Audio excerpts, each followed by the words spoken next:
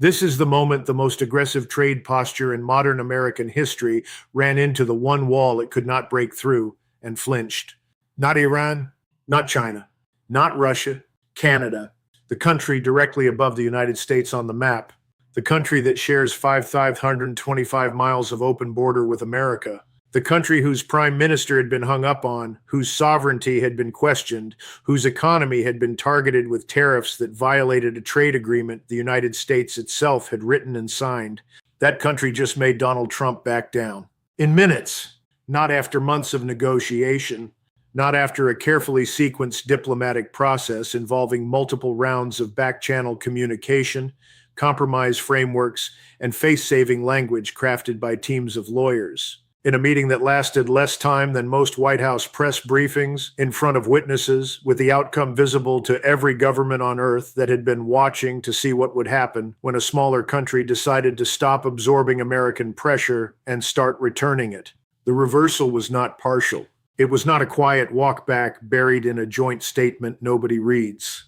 It was visible, documented, acknowledged by both sides. And the question that every foreign minister, every trade negotiator, and every head of state watching from Brussels to Beijing to Brasilia is now asking is not what happened in that room between Trump and Carney. The question every foreign minister is now asking is not what happened in that room. It is, if Canada could do this, who else can? In this breakdown, we go through exactly what Carney did, why it worked when 18 months of diplomacy had not, and why the minutes that just changed the Canada-US relationship may have changed the calculations of every country currently under American trade pressure. This is not a story about a diplomatic win for Canada.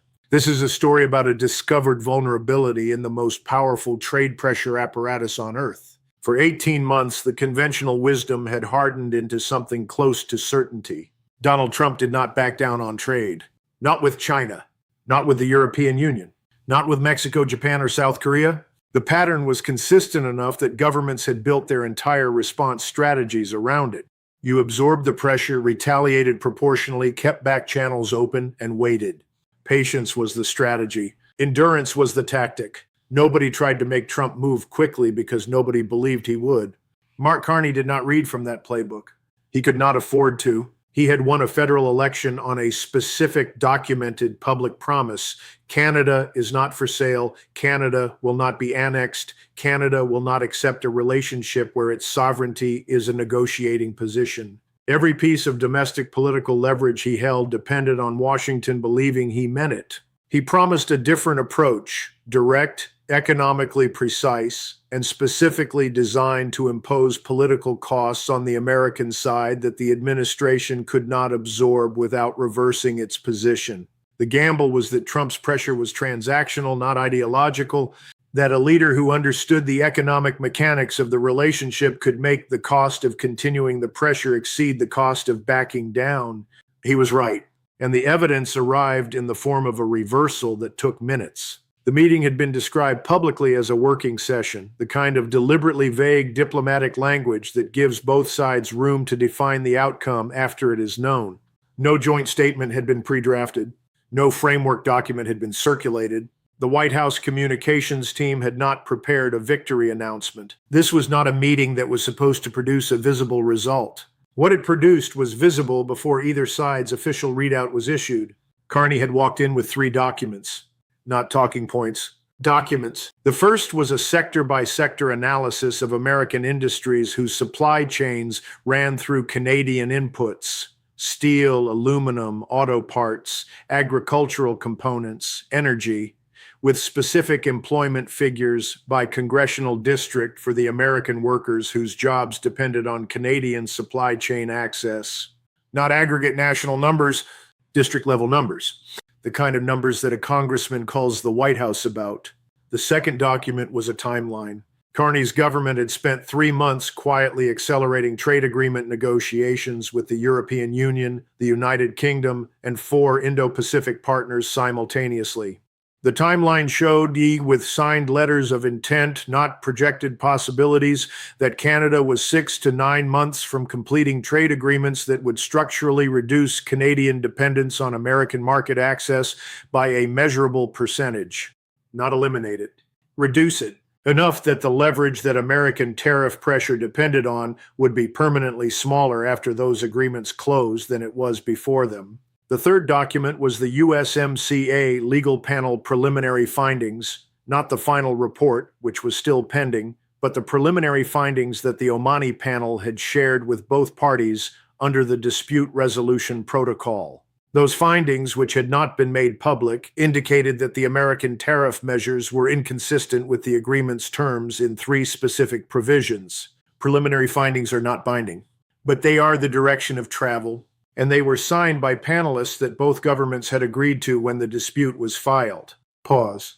Three documents, district-level American job data, signed trade diversification timelines, adverse USMCA preliminary legal findings, all presented in the first 15 minutes of a meeting that was supposed to be a working session with no predetermined outcome. While Carney was laying those three documents on the table, something else was also simultaneously happening in the American trade team's internal calculations. The district-level employment data was not a surprise in its existence. American trade officials knew Canadian supply chain dependency was real. What was new was seeing it presented by a foreign leader in specific congressional district terms in a face-to-face meeting. That framing, not the national aggregate, but the district-level political reality, was the specific presentation that American political calculations respond to. And while the trade team was absorbing the district data and the diversification timeline, something else was also happening in Trump's own reading of the USMCA panel document. The preliminary findings were adverse, not catastrophically. Our preliminary findings frequently change before finalization, but they were adverse in three provisions. And an adverse USMCA finding against the United States in an agreement that Trump had branded as his own signature trade achievement in his first term carried a reputational cost that no tariff revenue could offset. The reversal came before the meeting's scheduled end time. Here is what the official readouts will not fully describe. The district-level employment document was not improvised. It had been commissioned 8 weeks before the meeting by Canada's trade analysis team, a deliberate research investment in understanding exactly which American political pressure points the Canadian economic relationship activated. The research included former American trade officials who understood precisely how political pain translates into presidential decision-making inside this specific White House. Carney had personally reviewed the district data for each American border state congressional district and had specifically selected districts represented by legislators whose votes the administration needed on domestic priorities unrelated to trade. Those legislators were being hurt by the tariffs. The data showed it specifically. Carney put those numbers in front of Trump in person. One senior Canadian official described the approach plainly. We stopped arguing about trade philosophy and started talking about vote counts. That is a language this administration understands. Follow the logic of the reversal and the larger lesson becomes clear. Trump's trade pressure had been effective against governments that absorbed it through conventional diplomatic channels.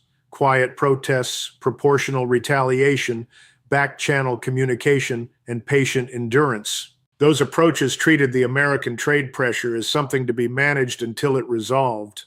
Carney treated it as a cost-benefit problem to be solved, specifically the problem of making the political cost of maintaining the pressure exceed the political cost of reversing it. The three documents achieved that by translating the abstract economic argument for trade relationship stability into the concrete political language that presidential decision-making actually processes. Not GDP impacts, congressional district employment numbers, not trade deficit metrics, specific legislative vote implications, not legal principle, adverse preliminary findings in Trump's own signed agreement. Here is the power shift that the reversal has produced. For 18 months, the operating assumption across every government facing American trade pressure was that the administration would not respond to the conventional arguments and would need to be outlasted. The Carney meeting has replaced that assumption with a different question. What are this administration's actual pressure points?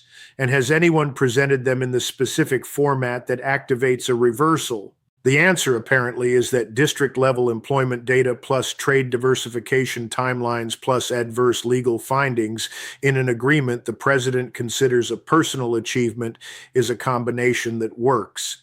That is not a theoretical proposition anymore. It is a documented outcome. Every trade minister in every country currently on the receiving end of American tariff pressure now has a case study. The question is whether they have the domestic political freedom, the economic data, and the diplomatic precision to replicate what Carney just did. The immediate practical consequence for Canada is significant but bounded. The tariff reversal does not resolve every tension in the bilateral relationship. The sovereignty question, the 51st state rhetoric, the underlying American posture, none of that changes because of one meeting. What changes is the demonstrated method for producing movement when conventional diplomacy has failed. The implications for allies watching from a distance are more consequential. The European Union's trade negotiators are analyzing the Carney meeting with specific interest. The question being asked in Brussels is whether the specific combination, district-level employment data, diversification timelines, adverse legal findings, is replicable in the European context with European leverage points. Beijing, Moscow, and every capital watching American trade pressure operate for 18 months without producing visible reversals now has documented evidence that the pressure apparatus has an identifiable vulnerability. It responds to political cost calculation and presidential decision-making language rather than diplomatic argument. That finding has applications far beyond Canada and far beyond trade. The minutes in that meeting room are not just a diplomatic footnote in Canada-US history. They are proof of concept for a method, a documented, witnessed, publicly acknowledged proof that the most aggressive trade pressure apparatus in modern American history has identifiable decision points, and that a leader with the right data and the right framing can activate those points faster than 18 months of conventional diplomacy managed to. You cannot argue a transactional decision maker out of a position. You can make the position more expensive than the alternative. You cannot change trade philosophy with diplomatic language. You can change a specific decision with specific political cost data. Carney knew which language Trump spoke. He prepared entirely in that language.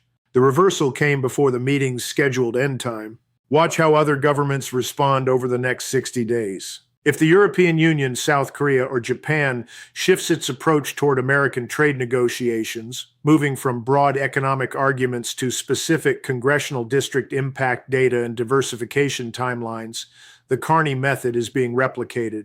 That replication would simultaneously alter the effectiveness of American trade pressure across every active dispute. Watch the USMCA panel's final findings. The preliminary findings Carney presented were adverse in 3 provisions. If confirmed, the legal architecture of American tariff policy faces a challenge that backing down alone cannot resolve. Watch Carney's domestic position. A leader who promised to stand up to Washington and produced a visible reversal in one meeting has validated his entire mandate at the highest possible moment. How he deploys that credibility next defines whether today was a beginning or an ending. 3 things are now irreversible. 1, Trump reversed on Canada tariffs in a direct meeting with Mark Carney.